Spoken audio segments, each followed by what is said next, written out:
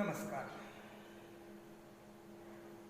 आज 8वीं के इतिहास को हम शुरुआत करेंगे। जैसा कि हम सभी को विदित है, 8वीं का जो पहला इतिहास का प्रकरण है हमारे अतीत, कैसे, कब, कहां, 3 प्रश्न है। 3 प्रश्नों में किसी भी भाग का, किसी भी देश का, किसी भी स्थान का हम इतिहास जान सकते हैं, पूछ सकते हैं, बता सकते हैं। कहीं का भी इतिहास यदि हमें जानना है तो मात्र 3 प्रश्नों में हम जान सकते हैं। वो है कैसे, जो भी घटना हो चुकी है वो कैसे हो चुकी है, कब हो चुकी है, इस विषय उसके लिए महत्वपूर्ण है। और तीसरा है कहां पे घटी है। और इस प्रकार से हम 3 ही प्रश्नों में हर इतिहास के बारे में जानकारी ले सकते हैं। आज वैसा ही हम और एक प्रयास करेंगे और वो आधुनिक भारत के इतिहास की शुरुआत यहाँ पे हम करने वाले हैं। कैसे, कब, कहां। और इस प्रकरण के तौर पर हम जो उद्देश्य देखने वाले हैं वो इस प्रकार से, इस प्रकरण में हम सबसे पहले देखेंगे तारीखों का महत्व। कौन सी तारीख महत्व है, महत्वपूर्ण होती है, क्यों महत्वपूर्ण होती है। इतिहास का वर्गीकरण हम देखेंगे कि किस किस पद्धति से इतिहास को हम विभाजित कर सकते हैं। इतिहास इन वर्गीकरण के अलावा हम और एक महत्वपूर्ण बात देखेंगे, वो अवधियां कैसे तय की जाती है। औपनिवेशिक शासन व्यवस्था क्या है, क्या होती है, इसके बारे में हम जानकारी देखेंगे। इतिहास को जानने की पद्धति को भी हम समझने का प्रयास करेंगे।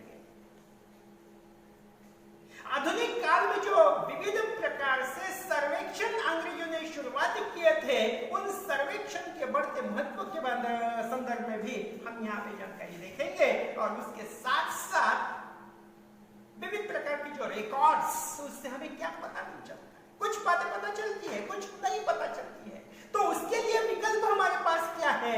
इस प्रकार से हम इस प्रकरण में जानकारी देखने का प्रयास करेंगे। सबसे पहले देखेंगे तारीखों का क्या महत्वपूर्ण है। क्या सभी तारीखें महत्वपूर्ण होती है? यदि होती है तो कौन सी महत्वपूर्ण होती है? तारीखें वही महत्वपूर्ण होती है जिनको हम खुद मानते हैं, समझते हैं। अब जैसे कि एक छोटे से उदाहरण के तौर पर हम यहां पे शुरुआत करेंगे। एक आदमी की जन्म तिथि उसके जीवन में महत्वपूर्ण हो सकती है, लेकिन वही जन्म तिथि का दूसरे व्यक्ति के लिए कुछ भी संबंध नहीं होता है। यानी एक विशिष्ट घटना, हम जब उस घटना का संबंध उस तारीख के साथ जोड़ देते हैं तब वो तारीख महत्वपूर्ण हो जाती है। अन्यथा इतिहास में तारीखों का अन्य कुछ भी महत्व नहीं है। अब जब हम घटनाएं देखेंगे तो उस घटना के, जैसे कि हम मान लीजिए कि हम शिवाजी महाराज का इतिहास देख रहे हैं, तो शिवाजी महाराज के जीवन में जो जो भी घटनाएं महत्वपूर्ण होती है, वो घटना किस तारीख को घट चुकी है, इस प्रकार से वो तारीख महत्वपूर्ण बन जाती है। यदि हम अकबर बादशाह का इतिहास देखेंगे तो अकबर बादशाह के जीवन में जो जो भी तारीखें महत्वपूर्ण होती है, उन तारीखों का संबंध शिवाजी के इतिहास की तारीखों के साथ कुछ भी संबंध नहीं होता है। और इस कारणवश जब हम इतिहास देखने की दृष्टि बदलते रहते हैं तो ऐसे समय में तारीखों का महत्व भी बदल जाता है, तारीखें बदल जाती है। और इस कारणवश वही तारीखें महत्वपूर्ण होती हैं हमारे लिए कि उन तारीखों को कुछ न कुछ घटना घट चुकी है। वो घटनाएं महत्वपूर्ण होती है, वो तारीखें महत्वपूर्ण होती है जिन घटनाओं के साथ वो तारीखें जुड़ी होती है। अन्यथा तारीख और घटना जब तक हम जोड़ेंगे नहीं, किसी भी तारीख का महत्व यहाँ पे नहीं होता है। जैसे कि हम यहाँ पे देख रहे हैं कि कौन सी तारीखें महत्वपूर्ण होती है, वो ऐसी कुछ घटना जहां पे, जैसे हम अंग्रेजों का इतिहास इस साल देखेंगे, रॉबर्ट क्लाइव का जीवन, उसके जीवन की कुछ महत्वपूर्ण ठराविक घटनाएं जब महत्वपूर्ण बन जाती है, उन घटनाओं के साथ और इस प्रकार से वो तारीख पूर्ण बन जाएगी।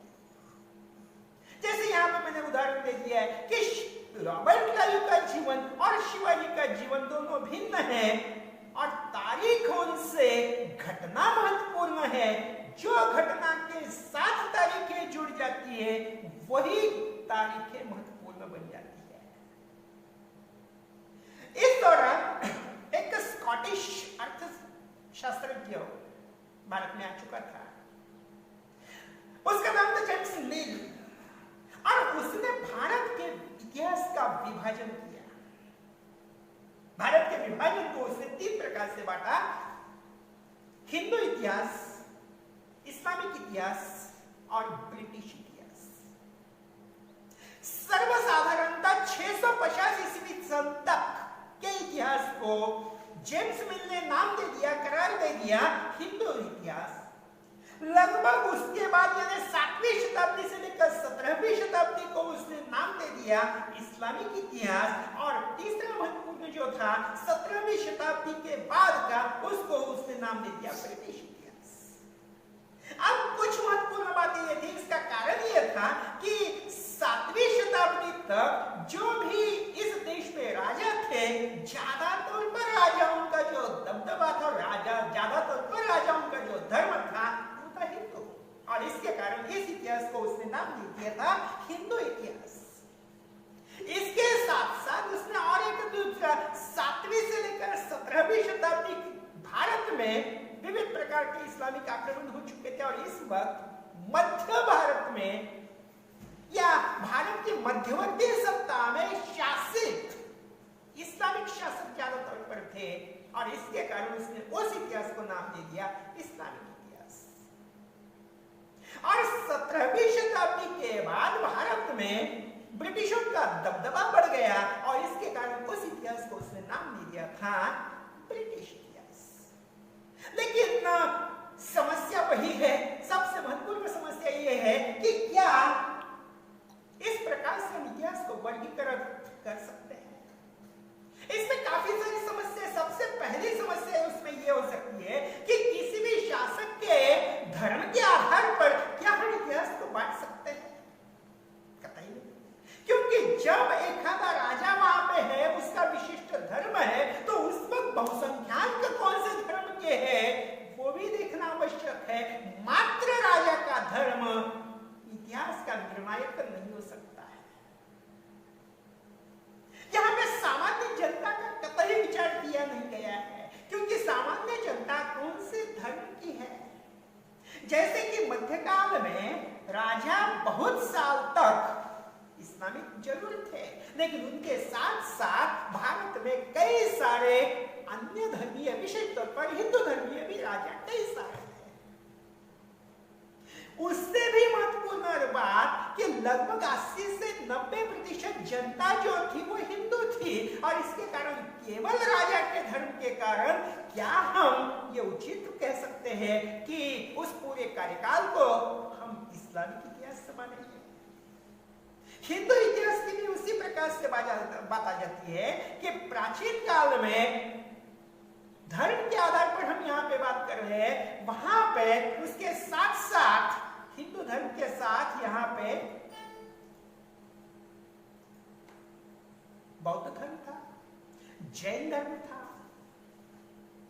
और इनके अलावा भी भारत में कई सारे यूरोपियन लोग यहाँ पे आते थे। तो क्या यह उचित है कि हम धर्म के आधार पर उसको बांटें? और सबसे महत्वपूर्ण बात यह होती है कि एक साथ सभी धर्मों का अस्तित्व इतिहास में हर समय रहा है, चाहे वो प्राचीन भारत हो, मध्यकालीन भारत हो या आधुनिक कालीन भारत हो। और ब्रिटिश इतिहास कहने की तो कुछ आवश्यकता ही नहीं हो सकती है, क्योंकि 17वीं शताब्दी से 18वीं शताब्दी तक पूरे भारत में कतई अंग्रेजों का कब्जा नहीं था। यहां तक कि 19वीं सदी में भी चाहे उन्होंने अलग अलग योजना के तहत अपना राज्य बचा के रखा होगा, अंग्रेजों का प्रभुत्व हो सकता है, लेकिन अपना राज्य उन्होंने अलग रखा था। ऐसे कई सारे राजा इस देश में थे, और इसके कारण हम ये कतई कहते हैं कि धर्म के आधार पर इतिहास का वर्गीकरण किया जा सकता है। हम यहाँ पे और एक बात देखेंगे कि अवधियां कैसे तय की जाती है। अवधि इसका मतलब क्या है? अब जैसे कि एक आधी घटना हम उसकी विशिष्ट तारीख बता नहीं सकते हैं। भारत में अंग्रेज आ चुके हैं, हम इसकी ईस्वी तारीख बता सकते हैं। भारत में सबसे पहले पुर्तगाली आ गए सन 1498, अंग्रेज आ गए सन 1600। लेकिन कुछ घटनाएं ऐसी होती है कि जहां पे हम तारीख नहीं बता सकते। अब जैसे कि अंग्रेज जब भारत में आ चुके तो अंग्रेजों ने हमें चाय पीने की आदत लगाई, लत लगाई। क्या हम ये बता सकते हैं कि कौन से दिन, कौन से तारीख से भारतीयों ने चाय पीना आरंभ कर दिया? यानी ये बात तो उस प्रकार से हो चुकी कि भारत में अंग्रेज आ गए और एक विशिष्ट तारीख को उन्होंने पूरे देश भर में चाय बांटना शुरू कर दिया और भारतीय लोगों ने चाय पीना शुरू कर दिया। लेकिन ये संभव नहीं है। तो ये घटना इस प्रकार से घट चुकी होगी कि भारत में अंग्रेज आ गए, धीरे धीरे उनको असम की चाय की टेस्ट पता चल गई। उसके बाद उन्होंने अपने आप में चाय देना और लेना शुरू कर दिया। उसके कुछ दिनों के बाद उन्होंने कुछ लोगों को चाय पिलाई। भारतीय लोग उनकी तरफ देखकर कुछ भारतीय लोग चाय पीने लगे और फिर धीरे धीरे भारत में चाय का प्रचलन बढ़ गया। अब ये समय कौन सा है एक तारीख से नहीं बता सकते, लेकिन एक समय से दूसरे समय तक इस प्रकार से एक लंबे समय का अंतराल, इसको हम कह सकते अवधि। क्योंकि एक आधी विशिष्ट घटना होने में जो एक विशिष्ट कालावधि लगता है उसको हम कहते हैं अवधि। अब इस प्रकार की घटना एक महत्वपूर्ण बात, इसके बाद औपनिवेशिक शासन व्यवस्था क्या है। भारत में जब अंग्रेज आ गए तो अंग्रेजों ने पूरे भारत को इस प्रकार से अपने कब्जे में ले लिया था कि धार्मिक, सामाजिक, राजनीतिक, आर्थिक, इन प्रकार से सभी समाज के विभिन्न घटकों के ऊपर उन्होंने अपना वर्चस्व प्रस्थापित कर लिया। और ऐसे वर्चस्व को ही कहा जाता है औपनिवेशिक शासन व्यवस्था। अब जैसे कि अर्थव्यवस्था, राज्य व्यवस्था, समाज व्यवस्था, स्थानीय व्यापार, उद्योग, इन सभी के ऊपर जब अंग्रेज आ चुके थे तो उन्होंने पूरी तरह से इन सभी के ऊपर अपना वर्चस्व प्रस्थापित किया था। जब इस प्रकार का वर्चस्व उन्होंने स्थापित किया तब जाकर भारत में औपनिवेशिक शासन व्यवस्था कायम हो पाई। यहाँ के रीति रिवाज, यहाँ पे बोलचाल, यहाँ पे विभिन्न प्रकार के मूल्य मान्यताएं, इन सभी के ऊपर अंग्रेजों ने अपना वर्चस्व प्रस्थापित किया। चाहे यहाँ पे जबरदस्ती हो, चाहे वो ऐच्छिक तौर पर हो। आपकी भाषा कौन सी, आपको क्या पता पसंद है, खाने पीने की चीजों से लेकर पहनावे तक सभी चीजों के ऊपर जब प्रभाव हो जाता है तो ऐसी बात को हम कहते हैं औपनिवेशिक शासन व्यवस्था। और यहाँ पे देख लीजिए कि जब अंग्रेज आ चुके थे तो भारत में अंग्रेजी की शिक्षा उन्होंने देना आरंभ कर दिया। धीरे धीरे भारतीय लोगों को अंग्रेजी शिक्षा अच्छी लगने लगी और भारतीय अंग्रेजों को अपना लिया, अंग्रेजी को अपना लिया। और आज लगभग 350 साल के बाद भी हम अंग्रेजी को छोड़ नहीं पाए। ये औपनिवेशिक शासन व्यवस्था का एक सबसे दूरगामी और मूलगामी परिणाम हम देख सकते हैं। ये उसका प्रभाव का एक प्रमुख कारण पसंद क्या है, नापसंद क्या है, उन सभी पसंद एवं नापसंद के ऊपर वहां का जो शासन है, शासक है, उन शासकों का अधिकार सिद्ध हो जाता है। इसको हम कहते हैं औपनिवेशिक शासन व्यवस्था। और अंग्रेजों ने इस दौरान यहाँ पे औपनिवेशिक शासन पद्धति शुरुआत की थी। यदि हम देखेंगे कि इतिहास को जानना किस प्रकार से हम जान सकते हैं,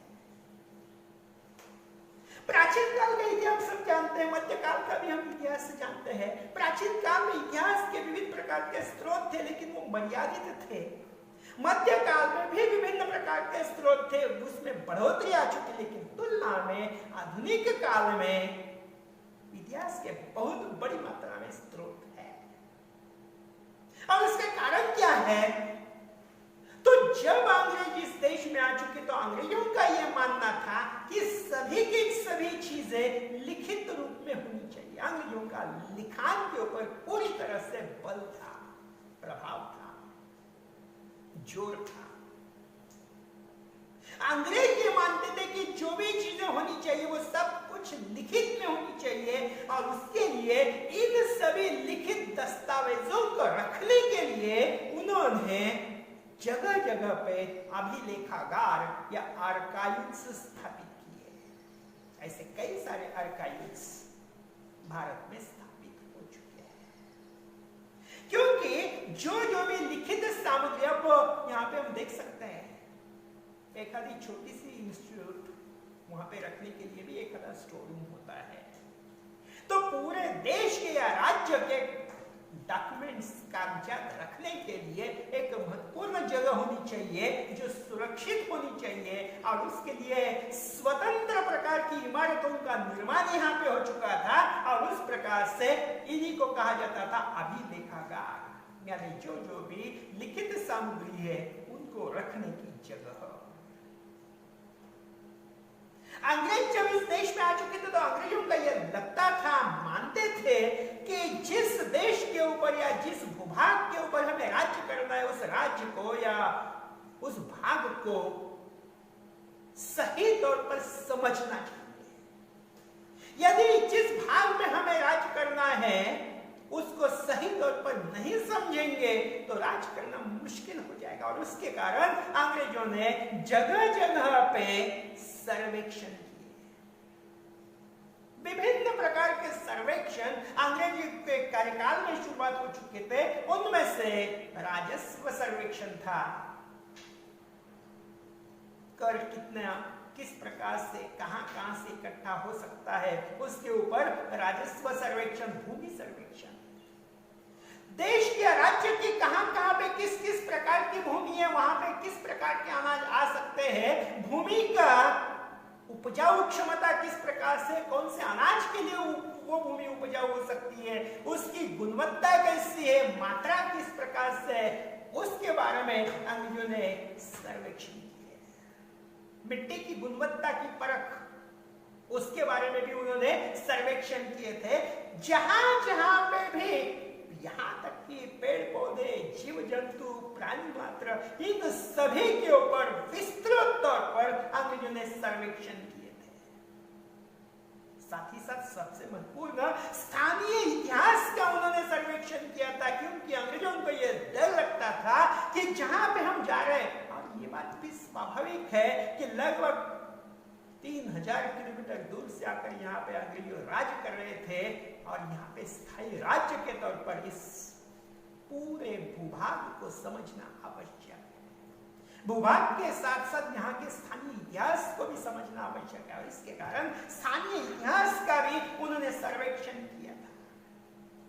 वनस्पति के सर्वेक्षण, जैविक सर्वेक्षण, वैज्ञानिक सर्वेक्षण, पुरातत्वीय सर्वेक्षण, मानव शास्त्रीय सर्वेक्षण, यानी किस प्रकार के मानव की क्षमता, गुणवत्ता, इस प्रकार के सभी प्रकार के सर्वेक्षण, साथ ही साथ वन सर्वेक्षण, ऐसे काफी सारे सर्वेक्षण अंग्रेजों ने इस देश में आने के बाद, अंग्रेजों ने इस देश में आने के बाद सबसे पहले लोक संख्या की गिनती करना शुरू कर दिया। लोक संख्या की गिनती हालांकि भारत के कुछ राज्यों में इससे पहले भी होती थी, लेकिन अंग्रेजों ने अपने पूरे के पूरे राज्य में लोक संख्या गिनती, इसका कारण ये वही था कि सर्वेक्षण किस प्रकार के लोग इस देश में रहते हैं, जाति कौन सी है उनकी, उनके व्यवसाय कौन से हैं, जाति व्यवसाय के आधार पर विभिन्न प्रकार के सर्वेक्षण इस देश में हो चुके थे। हमें इतने सारे सर्वेक्षण और इन सभी के बावजूद भी कुछ बातें पता नहीं चलती। अधिकृत रिकॉर्ड से हमें कुछ बातों का पता नहीं चलता है। जैसे कि एखादे सरकारी अधिकारी ने दूसरे सरकारी अधिकारी को एखादा आदेश दे दिया, तो वो आदेश वो सरकारी अधिकारी ने देने वाले ने क्या अपनी मर्जी से दे दिया है या किसी दबाव के साथ दे दिया है। यदि उसने आदेश दे दिया तो उसकी उसमें दिलचस्पी क्या थी। इस प्रकार की बातें हमें सर्वेक्षण या अधिकृत रिकॉर्ड से पता नहीं चलती। इसमें सामान्य लोगों की किस प्रकार की भूमिका है, भूमिका रहनी चाहिए, ये भी उसमें से पता नहीं चलता है। सामान्य लोगों की व्यथा राज्य के पास जाती थी या नहीं, ये भी हमें रिकॉर्ड से पता नहीं चलता है। सामान्य लोगों का यहाँ पे किसी भी प्रकार का महत्व एवं मत यहाँ पे निर्धारित नहीं होता था, नहीं वो राज्य के लिए निर्धारित करते थे। जो उच्च अधिकारी है वो अपना तो मत दे देते थे और उसके ऊपर सामान्य कर्मचारियों को उसके ऊपर अमल करने के लिए बोल दिया जाता था, किंतु निम्न कर्मचारी उस आदेश के बारे में क्या सोचते थे, ये हमें सरकारी रिकॉर्ड से पता नहीं चलता है। सरकारी रिकॉर्ड से हमें यह भी पता नहीं चलता है कि निम्न अधिकारी ने उच्च अधिकारी को किस प्रकार का जवाब दे दिया, या उसके बारे में भूमिका क्या थी, या उसके बारे में अपना मत क्या था। हमें सरकारी रिकॉर्ड से ये कुछ भी पता नहीं चलता है।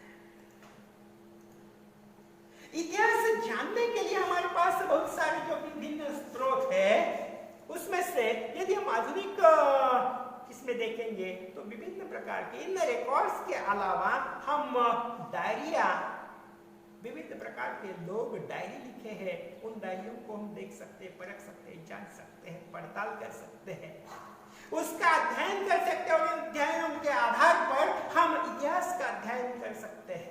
ये इतिहास के संसाधनों में एक सबसे महत्वपूर्ण स्रोत के तौर पर हम देख सकते हैं।